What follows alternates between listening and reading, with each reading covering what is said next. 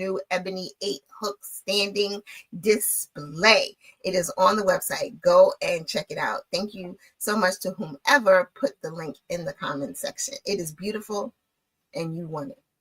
You want it. I want it. It's so pretty. And y'all know I love Ebony. Ebony was one of the first streamlined wood hooks that I ever received, and I just fell in love with it, and I called her my Ebony Princess for the longest time.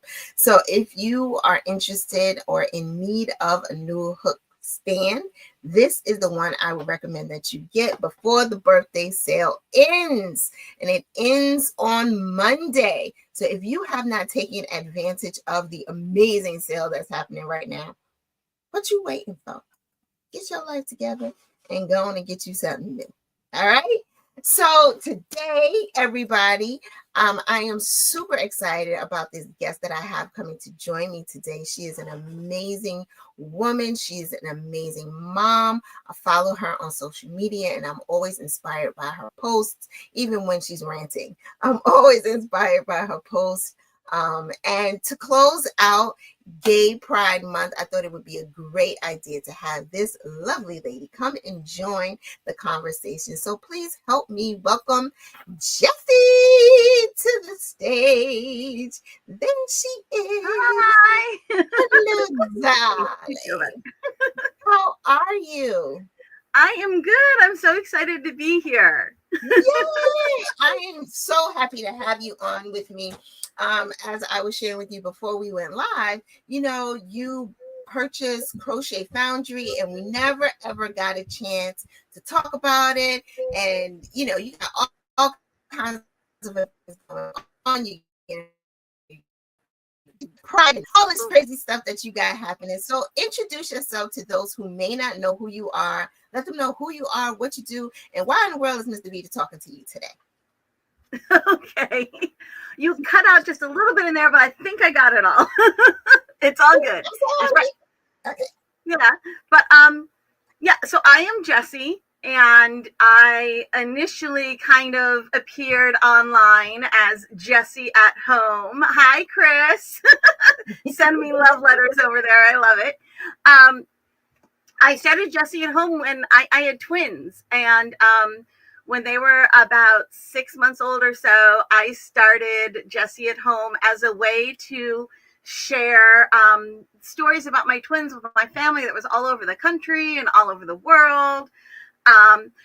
So it kind of ended up turning into this crochet. I started adding my crafts to it, and it turned into a crochet blog and a knitting blog, and I was designing knit and crochet patterns. I started off as a costume designer, so it was just like the normal place to go with it. And I became really good friends with Lorene Eppolite through crochet blogging, and she's one of the people who originally started Crochet Foundry and then ended up at Furls. And then when Crochet Foundry went for sale, I found out and bought it as an addition to Jessie at Home. And it's been a blast. And like I said, I started that blog as a way when my twins were like 7 or 8 months old, and they graduated from high school last week. Oh, MG. So first of all, congratulations. I am on your heels. My twins graduate next year. So it's I saw that. Crazy times. Like it's insane. So congratulations to you and your twins. And I, when I do a lot of these interviews, I always find out that 9 times out of 10 people become popular or whatever because of their kids. Totally. A lot of people start crocheting because of their kids. It's like, So I love hearing that story. So what are they going to do? What's the plan for them post-graduation? Well, Vero, my son, he's not entirely sure what he wants to do. He loves art, but he wants to keep that as his hobby. He doesn't want to turn to his work, but he does want to work with his hands. Something working with his hands. So we've been talking about a lot of things, and he is going to Bergen County Community College, which is a really good community college, and it's close enough that he can take the bus from here because most community colleges don't have dorms. Right. So he's going to be doing that. Thankfully, well, a lot. My son is trans, and a lot of what happens moving forward is going to depend on what happens with our election for our governor in November. Yeah. Right now, we are an incredibly safe space for him. I have a dear friend with a trans son who lives in Ohio, and he just lost all of his gender affirming care because he's under 18. So he was going through gender affirming care, and then it just got taken away. So, our current governor has put a lot of things into the state constitution. So hopefully, even if we end up with a butthead as our new governor, things will be a little harder to get rid of. Yeah. But we're going to have to see what happens with that. Right now, as long as things stay good in New Jersey for him, then it's great for him to be going to New Jersey. If things go south, I mean, he is going to be turning 18 soon. Some places are calling under 19 bad for gender affirming care. So we're just going to have to see what happens there. But I'm knocking on wood that, things continue to be safe for him here in Jersey. And so that's the right choice. Yeah. And yeah, he's just going to figure out what he wants to do when he's at, he just keeps narrowing things down a little bit more. We talk about various things that he can do. One of the things we were talking about yesterday was becoming a handyman, and like maybe because he wants his life to be his life, not his job to be his life. You know, I love that. And so I was like, dude, you could become a really skilled handyman and find a job at a decent apartment complex as the super. Yeah. A super who is also a handyman is very much a desired thing because then they don't have to pay a separate handyman. I'm like, if you could be a super who's also a handyman, then your job is not your life. Right. You just need to make sure that you're allowed to go out and do shit. Do stuff. Right. Sorry. Right. Go out and do stuff, And if you're a handyman and a super, free rent. I mean, exactly. And then lose with that. So that's where he is. Kyla is much more knows what she wants to do. If you get Crochet Foundry magazine, you have seen that we have illustrations now, and we have starting in January we have the color in sketches of each of the designs, so you can do your color planning. So Kyla is our illustrator, and she is going to Savannah College of Art and Design. That's okay. She's going to Savannah College of Art and Design. I tell them I have a live with Furls for an hour, and that's when they come down the stairs. Of course. Of course. That's the time. So she's doing that for sequential art. So like comic books, storyboards, that sort of stuff.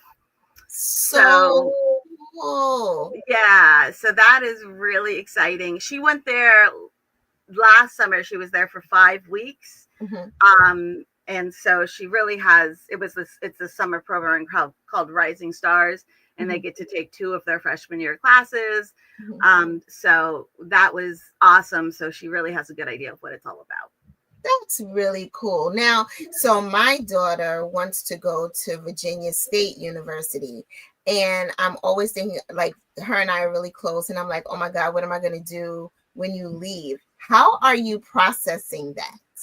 My husband is going to be much more heartbroken than I am when Kyla goes, when our daughter goes, because the 2 of them, she is definitely a daddy's girl and my son is a mama's boy, but my son's staying.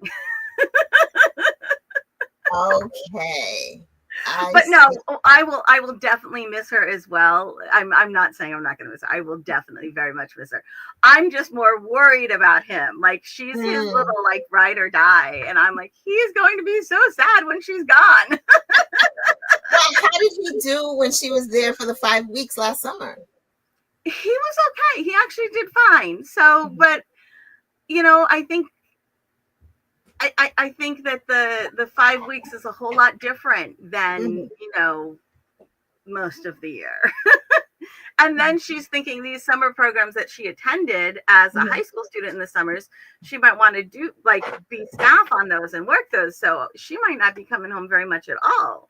Yeah, she's trying to stay gone. She like, I'm gonna go ahead and live my life and draw my drawings. Y'all enjoy, have fun. Yeah, it's really cute. Oh, that's so exciting. So we talked about the children. Now let's talk about Mama. First of all, someone commented, "Love your shirt." What's the story behind the shirt? It's so cool. Love it. My husband has a song called "Rise Up," which is always so cool. Yeah. Well, there used to be this conference for bloggers called Snap for like craft home bloggers. You know, it was started, I think, by mothers who blog. It was a while back. And Tamara Kelly of Moogly, she and I met through crochet blogging and became really good friends and started going to all sorts of conferences and stuff together. We were just roommates at H&H in May. Nice. And so we started going to the Snap conferences, and we went to like the last 3 or 4 before they stopped having them. And they would always have a song and a shirt that went with it. So I also have, and Tamara and I have the same shirts, which are really funny because there was one time we went to the Prime Publishing blogger conference, and her husband came as well. And at one point he asked me if I had raided his wife's closet.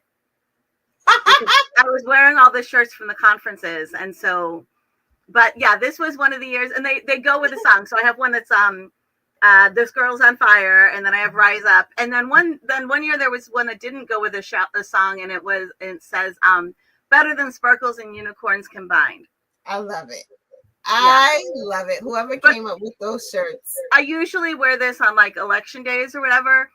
I think very much about what shirts I wear when I'm on lives. Usually it's some sort of a pride shirt for my kids, or it's Knit the Rainbow because I'm volunteer staff with Knit the Rainbow.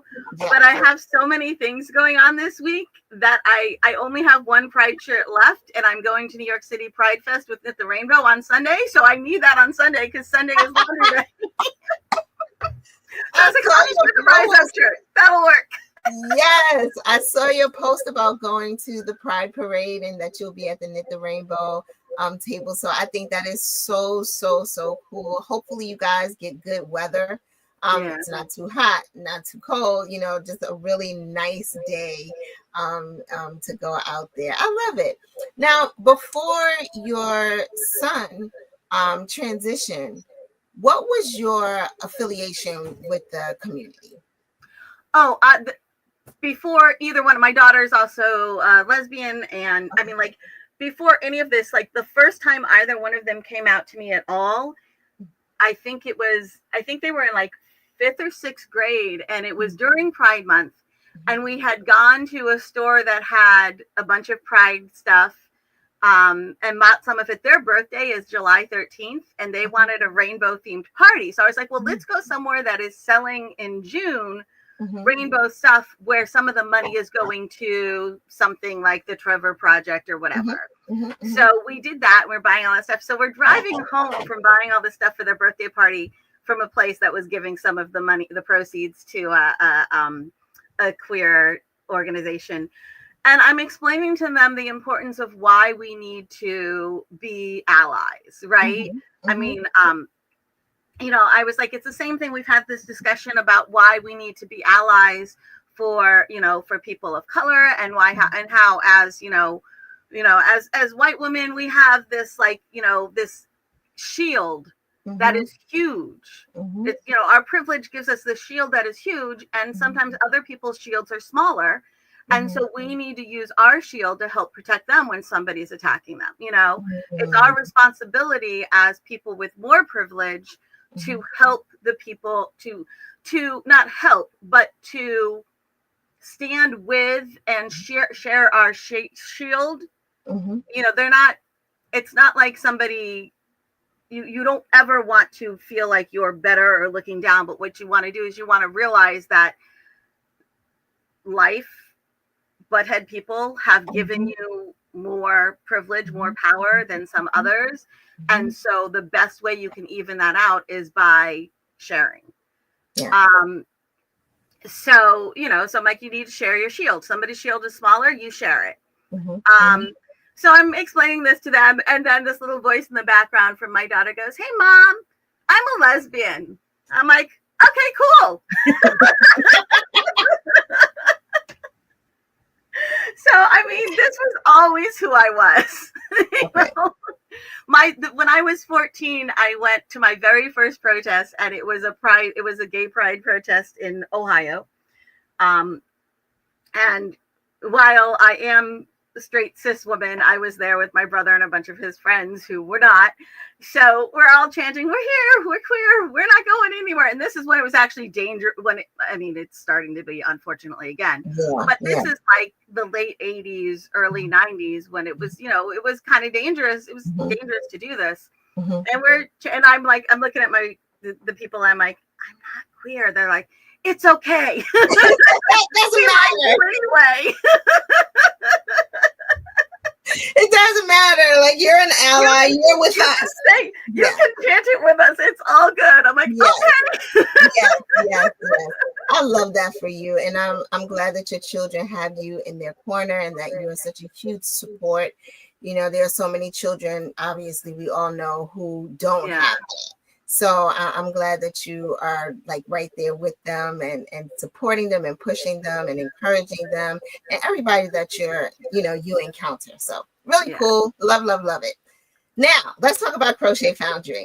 First of all, when I saw that Furls was selling Crochet Foundry, and I was like, wow, they just put out an open call. You can do that? That's crazy. And then when you were like, I want it, I'm like, wait a minute, this is awesome. I love this. I'm just watching it unfold, and I'm just engaged with it. What made you say, I want to do this? I have no fucking idea. Right. Like, with everything that you have going on, you're like, take a magazine. Like, what? Okay, so I said that Lorena and I had become friends through crochet blogging, right? Well, about a dozen years ago, she says to me, "Hey, Jessie, there's this thing." Like, we were at this point in our lives where we were spending like an hour or two every day on video calls while we were working. We would just have our computer on with our video call, the two of us just working and chatting, right? Like crocheting and chatting or whatever. She's like, "Hey, Jessie, there's this place called the Crochet Guild of America. We should join." And I go, "Okay." And she's like, "Oh, and in a couple of months, they're having a conference, and it's in South Carolina, wherever her family lives. We should go." I'm like, "Okay." And she's like, "Oh, and they're having a design competition. It's not enough time to really design something new, but you probably have something lying around because like they're due really soon. So we should enter the design competition." So I go, "Okay." And like, I literally take the blanket off of Kyla's bed that I had made like 3 years earlier, right? Yank it off her bed, wash it, because we've used it for like picnics on the floor in the living room while we're watching Strawberry Shortcake and stuff and all of this stuff. Wash it, throw it on the floor. My husband and I are walking around looking for ends that need to be like woven in or whatever. Toss it in a box, send it off. We go to the conference. We have a great time. The blanket takes second place in the accessories category. What? I have people asking me if they can be my mentor. Okay. So I ended up with Andrew Graves as my official mentor and Mary Beth Temple as my unofficial mentor. And they are both two of my closest friends to this day at this point. Wow. Like, Mary Beth's daughter lives in the next town. And for a while, Mary Beth was living out in Indiana. And because she had lived here in Jersey, and then she moved to Indiana. And so, like, when her daughter would have exams, she was going to Columbia. When she'd have exams or whatever, we'd have her over and feed her and everything. And, I was fill-in mom. And that. She models for the magazine now sometimes and everything. But, but now Mary Beth lives near us too. And so, like, I'm still friends with all these people. It's amazing. But so we went to this conference, and suddenly my blog went from like 50 views a month to like that month it was like 500, and the next month it was like 5,000, and it just kept growing. And so I learned that when Lorene says, "Hey, Jessie, we should," I just say, "Okay." So she's like, "Hey, Jessie, do you want to buy Crochet Foundry?" So I said, "Okay." Wow. Just like that. Wow. Yeah. She's like, yeah, I did.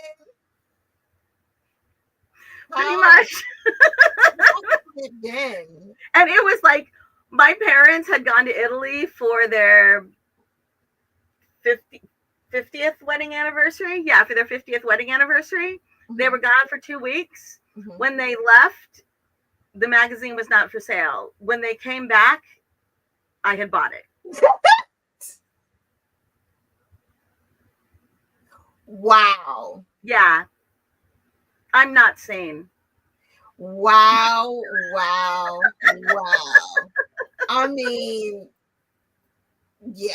What Chris said. I love you, Chris. Like, what? Okay, so you said, I'll buy it. And then you bought it, and now tell me where it is, what's going on, what's the latest, what's the new, what's the now? We have switched back recently. We just in May put out our first seasonal issue. So we switched back to seasonal because I was drowning doing monthly. Yeah. It wasn't bringing in enough to stay monthly, and they're just, when Furls owned it, there's a lot of you guys there. So even if people are just kind of pitching in a little bit to help out, here and there, people who aren't officially part of the magazine, I know there were people who were just like, oh, here, I can do this and I can do that or whatever. Whereas I'm one person. Anybody else who helps with the magazine, I have to pay them separately. They're not people who I'm already paying for something and I'm just like, oh, now this is part of your job, or you're doing this job, you're doing this aspect instead of that aspect, and I was already paying them. This is like an additional thing for me. So it's a much, obviously it's much bigger for one person to own it than for Furls to own it. And before Furls, it was a collaboration of several designers who owned it. So we just switched back to seasonal, and we have also just switched to profit sharing with the designers and the contributors. So we still pay per hour, like tech editors that we hire, photographer, illustrator. Those two happen to be my kids. Zero is my photographer. He's taken photography classes and stuff. He knows what he's doing. Yeah. Our proofreaders, every issue we have 2 proofreaders, and they both proofread the magazine independently.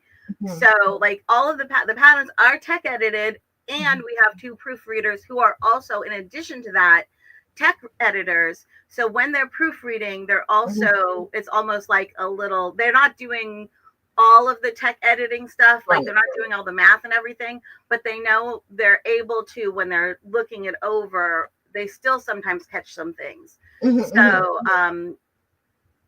so it's definitely, it's a big endeavor. But by switching it over to seasonal, I'm now able to also focus a lot more on the community, which is something that's really super important to me. Is providing that community, having that community. It was already because of the, everyone who owned it before me. It was already a very welcoming, opening, safe space. Which was also one of the, motivating factors to wanting to buy it. Is I knew that it was going to come with an audience who already was going to be, basically like my kind of people.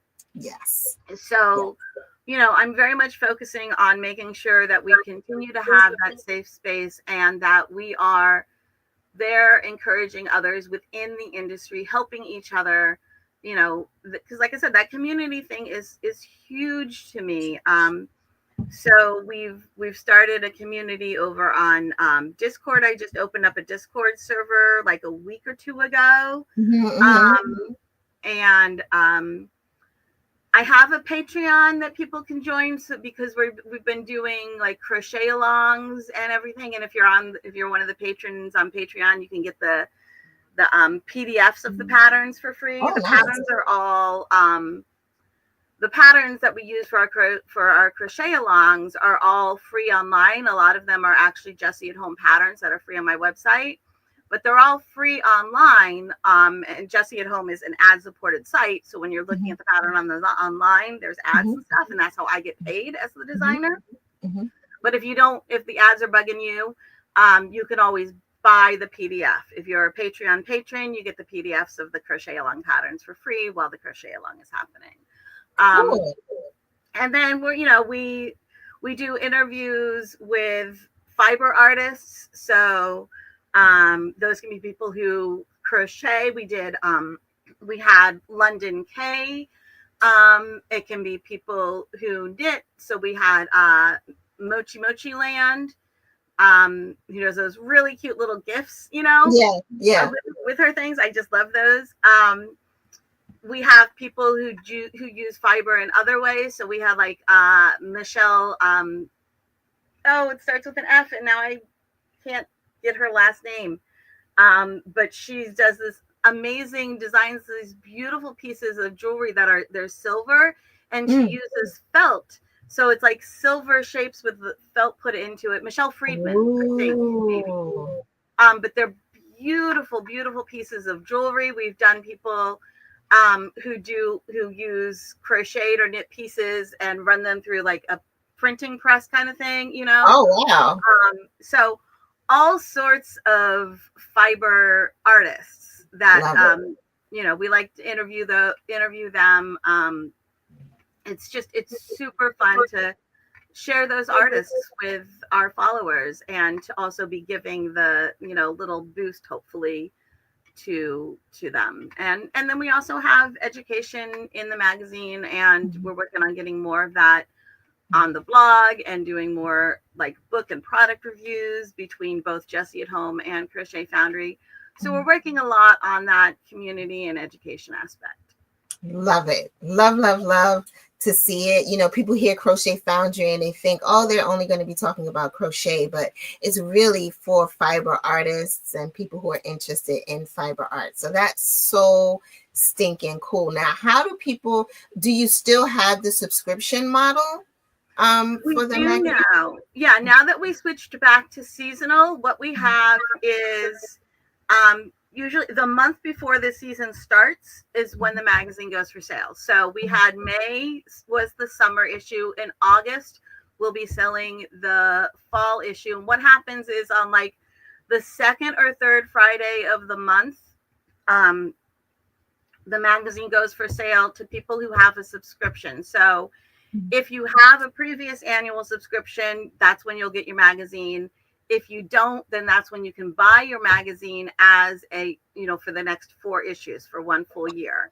And then a week later on the next Friday, that seasonal issue goes for sale as an individual issue. So if you go in to buy it and you're like, I can only buy a year subscription, a year membership, don't worry, you're just in that first week. The next week you can buy the individual one, and you get a little less expensive, a little less if you buy it for a year than if you buy it individually. But I know that not everybody can afford that chunk of cash at one point, so you have your options there. That's super smart. Love that. There are options and ways to do it. Now, since it's going to be seasonal, how many patterns are you aiming for in each issue now? I'm aiming for like 9 to 12 in each issue. We were doing like 5 to 9, and now I'm aiming for 9 to 12. But we're also doing, in addition to those, some of the articles and stuff have like free patterns that go with them, because they're, it might be an article about, making earrings, and so there's a free earring patterns, because when we're the main patterns for the magazine are mostly like garments and larger items. but then sometimes there might be like a collection of things, or you know, an article about something that then has a free pattern or two that goes with it or whatever. And we're also going to be looking at some patterns, that older Crochet Foundry patterns that were made in yarns that are discontinued, and then maybe kind of republishing those in a current yarn. That sort of stuff. That's a great idea, because you have a ginormous library of patterns. So to go back, would be really, really smart. Really, really smart. And our fall issue is in the works, like is, getting put together right now. But then the winter issue is going to be about like slow fashion, reduce, reuse, recycle. So in there, we're going to have patterns and articles about, like, if you have a skirt from when you were like a teenager that no longer fits you, but you loved it, how can you like open up the sides and put some crochet panels in it, and now you can wear it again? Or, your favorite shirt or whatever had a hole in it, or the sleeves are, the cuffs are tattered, so maybe you want to take the sleeves off and put crochet sleeves on it. Yes. Or, go to the thrift store. You need a few new items, go to the thrift store, and then how can you take these thrift store items and give them new life, or turn those thrift store finds, the fabric, into yarn? So this is people are always giving me fabric, because I have my past is costume designer, right? So I've been sewing since I was like 5. I've been crocheting since I was like 9. But people are always giving me scrap fabric, like, oh, here, let me give you all my fabric. So I have all of this, especially quilt fabric, which works great as yarn. So I've been actually making some items. There's a hat pattern made with knit collage yarn in the March issue. And I've actually made it. I love it with the knit collage yarn. And I've also made a couple of them in yarn that I made with scrap fabric. So we'll talk about how you can, go to the thrift store and get like old sheets or whatever and turn it into yarn, and then crochet something with that.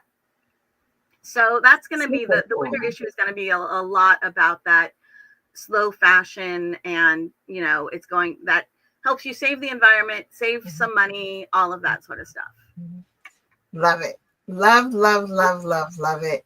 So exciting. Thank you to Heather, who's been putting links in the comments section. Thank you, Heather. I love Heather. Find you. Love Heather. She is did I show you? Heather made this for me. Oh, I've seen some of those on her Facebook. She is awesome. And she sent it to me. And because I didn't receive any of those limited edition colorful hooks or whatever, she sent me a bunch of hooks that was in her stash. And I was just like, she was such a sweetie. I met Heather in person at it might have been the very last TNNA trade show. Or maybe I don't remember if it was the TNNA or if it was the last AFCI when they also had TNNA there. I met her in person there, and then when I bought Furls, I didn't buy Furls. When I bought Crochet Foundry from Furls, yes, she was hugely helpful. Like, she was the person kind of in charge of teaching me the ropes. Yes.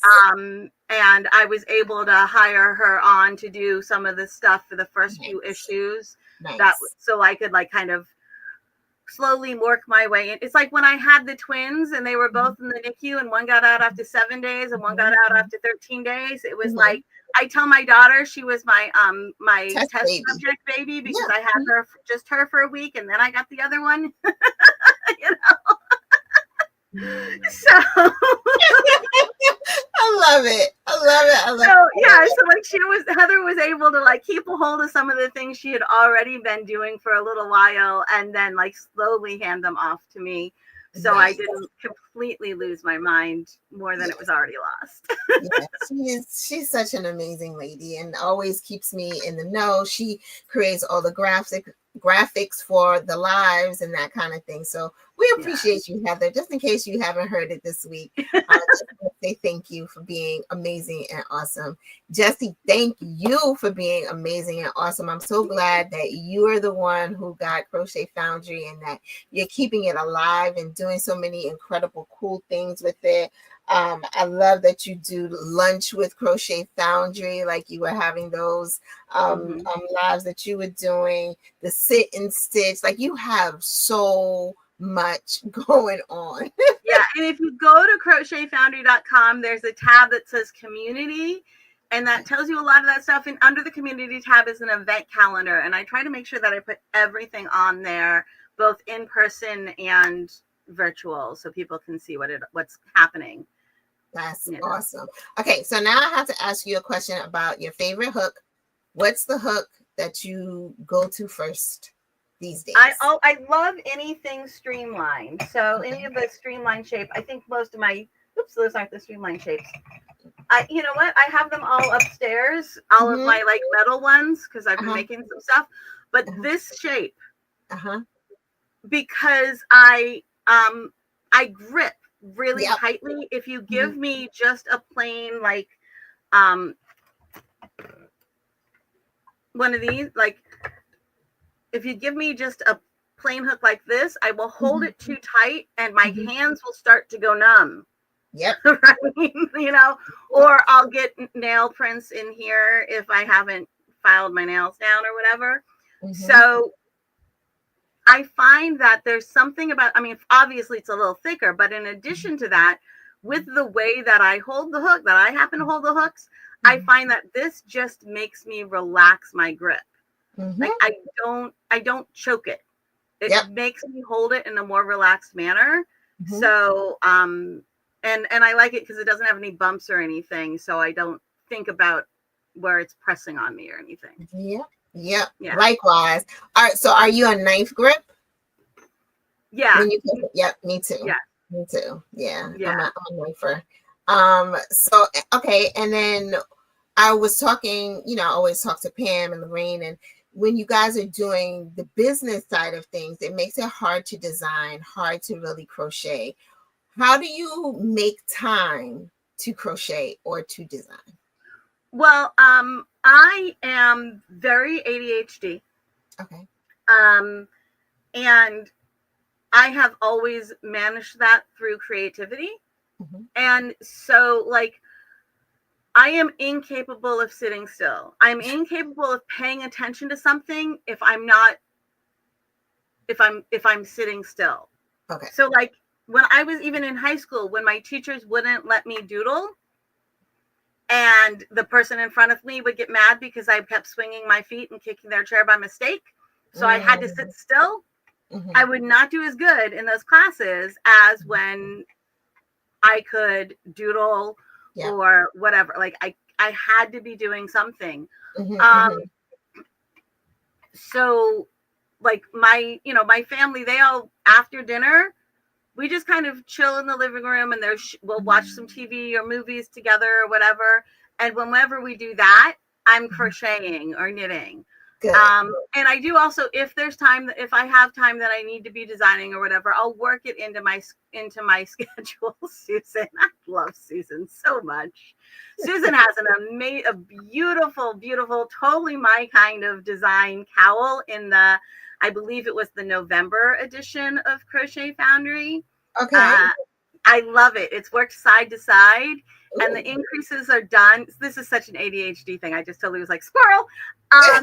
The increases are done by doing like single crochet, then half double crochet, then double crochet, since it's worked side to side. It's so my kind of thing. Like I've done that. I do that trick all the time. And so as soon as I got that design proposal, I was like, ooh, I like this.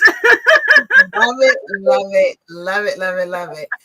Not to change the subject really quickly, I guess you're right, Susan. We all do have ADHD, but you said something about design.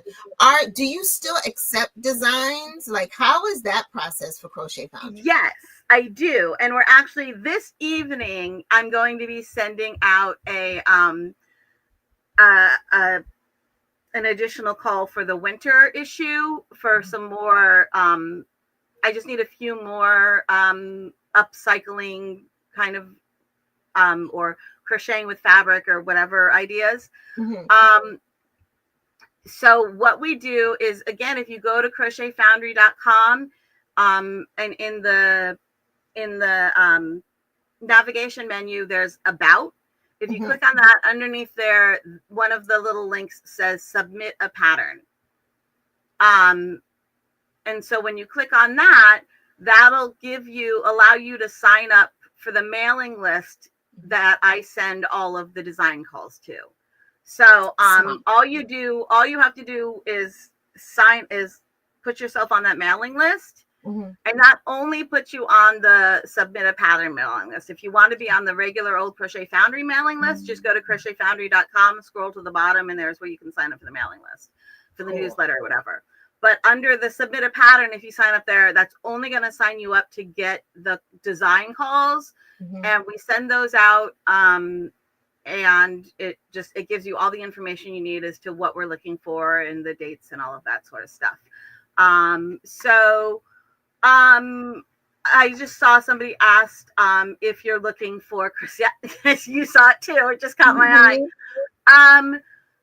eye. In the winter issue, if it fits with our theme, like maybe you want to, when we're talking about, reduce, reuse, recycle, if somebody wanted to write an article about, along with a little tutorial about how to take your Christmas or holiday cards and use a hole punch to punch holes in them, and then crochet a decorative little thing around it to make an ornament or something like that, that fits our theme, right? And it also doesn't necessarily have to be specific to one holiday, so it becomes useful for more of our readers. So I try to, when we're doing holiday things, find ways that it works for people beyond just that holiday. So I mean, so I wouldn't necessarily be like, let's make a stocking, because that's basically only Christmas, right?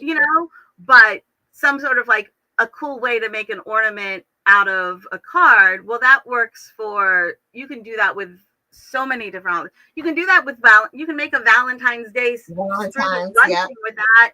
You can make a Hanukkah, a Kwanzaa, all those different things. So yeah, as long as it fits within the theme, there's definitely ways to get that going. And the winter theme is more of the reduce, reuse, recycle, and ways to use crochet to save money and the planet. Love it. Love it, love it, love it. The website has been placed inside the comments section. So if you guys are looking for the link, it's in there. And you can go to the website, Crochet Foundry, and go to the navigation and get on the list so that you can get your designs in the magazine. I was in the magazine. I love this. Somebody said they're working on Happy Holidays tapestry right now. Challah, like the Jewish bread challah. Yes. Yeah. Oh my goodness. That's adorable. Love it. If you saw me start laughing, that's why, because I looked over and saw that. I'm like, oh my goodness, that is awesomeness.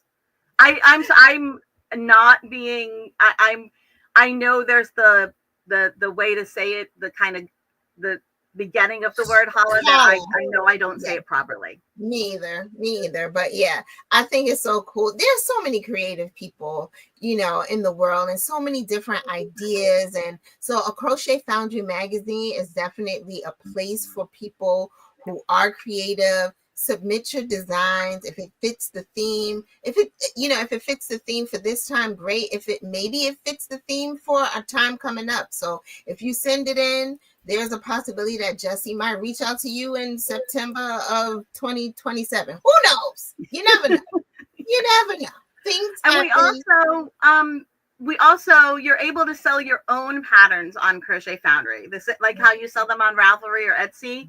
So in that same place where you can find the submit a pattern, go to crochetfoundry.com. Under about, one of them says IDP, which is Independent Designer Program, and it says I think submit a design or sell your designs or something. I don't remember exactly what it says, but that explains how the independent designer program works. And you can sell your own patterns on Crochet Foundry. We use an app called Collab Pay that actually, it allows you to see what your sales are. It allows you to see which ones of your patterns are sold and everything. So it's not just like, you're not just trusting that I'm going to be honest with you about how many patterns you sold and how much you made. You get all of those stats because of the app that we use. So you know that you're, you know, if you don't know me, then you don't have to worry about whether or not you know you can trust me. That's super cool. You guys, like, Crochet Foundry is making it happen for you all. So I highly encourage you, everybody, to go and visit the website today. Click around. There's so much on there, and there are so many opportunities available for you. So Jessie, thank you. Really appreciate you. I'm so glad that you were, like I said before, I mean it. I'm so glad you were the person who purchased the magazine. I think it is in great hands. And you're doing super cool things with it. Keep up all I'm having so much fun. Yes. Really, and I'm so excited that we just discovered we're neighbors. I was like, really? You live in Jersey right now? Yeah, like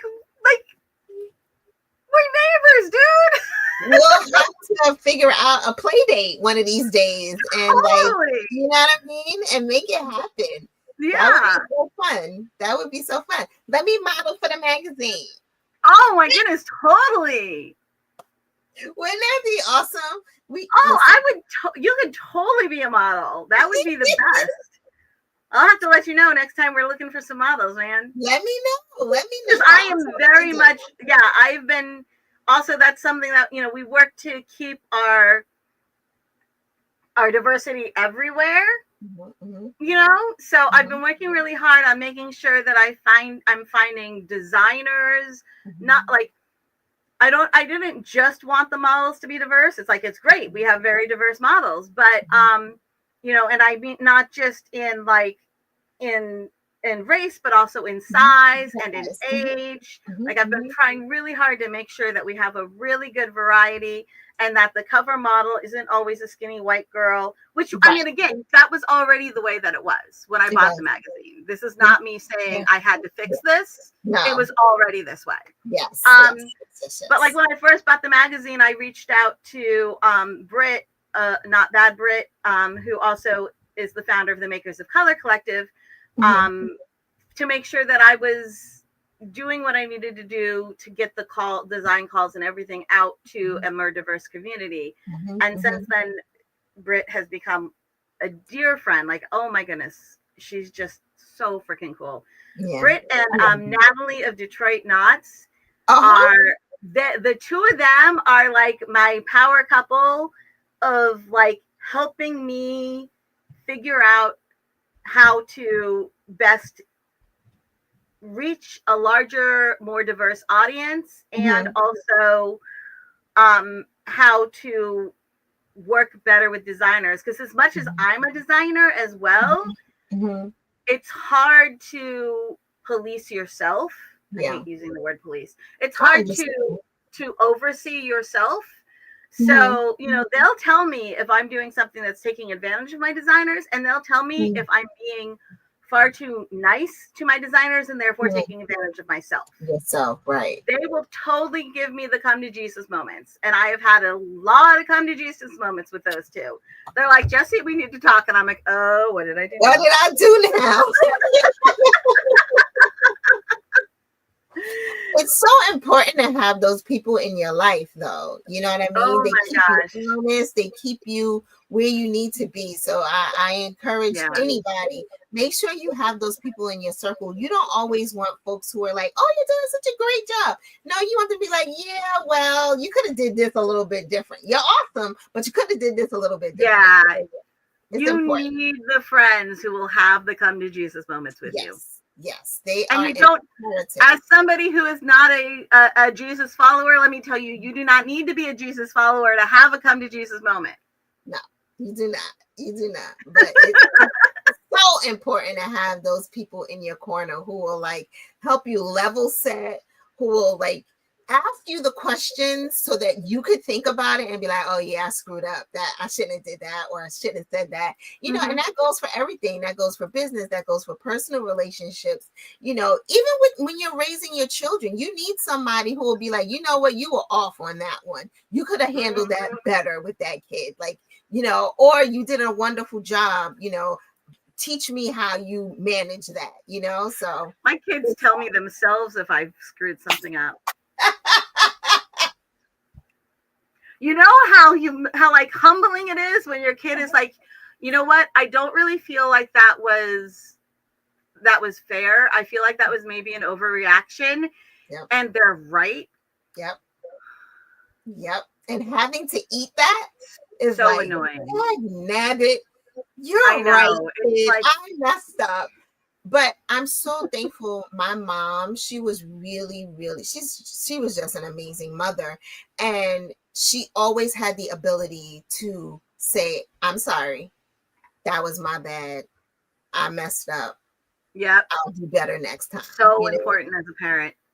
So important, because we don't all have it right. We're all still learning, right? I've never had a 21-year-old. My son is getting ready to be 21, and I'm like, I don't know how to do that. Like, I don't know how to parent a 21-year-old. Like, because I know I can't treat him like I treat the 17-year-old. So it's like finding that balance. So you need the people, and you need your kids. You need to listen. You need to have open ears and an open heart. To hear and understand, right? Yeah. And to listen, not to respond, but to listen, just to listen. Yeah. So Can be very We're all learning. All learning. Oh my gosh, Jessie, thank you so much for hanging out with me today. This was an amazing live. Thank you guys so much for hanging out with us. Congratulations again to the winner. It's almost up on an hour of this live. And that means we were having a good combo. Yeah. That's hard to get me to shut up. Oh, stop it. Is there anything else you want to share with the audience before I say see you later? Just that I have had a wonderful time, and thank you so much for being here, everybody. And I am trying to kind of read the comments as they're scrolling by, and you guys are amazing. Love this one. My daughter is 42 and I'm still learning. Serious, man. This parenting thing is no joke. These kids came with no instructions. You're just trying to figure it out. And I'm sorry, it causes you to have grace toward your parents, because you're like, they didn't know either. They had no clue what they were doing, you know? So, yeah, okay, I'm sorry. I could go on a little rant. Thank you again, Jessie. I'm going to drop you off so I can say bye-bye to the friends and remind them who the winner was for this week. Thank you again. And let's figure out a play date or a model date or something date. Yeah, no, we're totally, now that we realize we're neighbors, we're going to have some fun together. Yes, let's do it. All right. Have fun at Pride. Be safe, but have so much fun. I will. Thank you so much. You're welcome. Bye-bye. Bye-bye. Wasn't that so cool, y'all? I love having conversations with people like Jessie, who is doing the darn thing. She is such an inspiration. Make sure you go and check out crochetfoundry.com. Check out Jessie at home. All the things. Check out all the things that she's doing. All right? Pay attention. Click the links and all the stuff. So the winner for this week was, hold on a minute. Let me go on. I have to go back over here. Lisa H. in Pennsylvania. Congratulations to you, Lisa H. in Pennsylvania. This is what she won, because I couldn't remember, y'all. She won the Emmy Raylan Scrappy Girl Crochet Kit. So congratulations to you, Lisa. Y'all remember Pam did 2 crochet evenings with this amazing designer. So that is what Lisa won. So congratulations. Next week's giveaway is Aurora Polished in sizes 5, 6, and 7. And today's newest addition to the Furls family is this beautiful ebony 8-hook standing display. It is fantastic. It holds 8 hooks. Go to the website, check it out, and get you a hook stand. All right, everybody. Now, Make sure that you are taking good care of your body. Roll those shoulders and wrists so that you can crochet for as long as you want. You are using the best tools. Yes, I said it. You are using the best tools to crochet with. So make sure that you're taking really good care of yourself while you do so. I hope you all have a fabulous weekend. For those of you who are participating in any pride parades or events this weekend, please be careful, but have so much fun. I'll talk to you soon.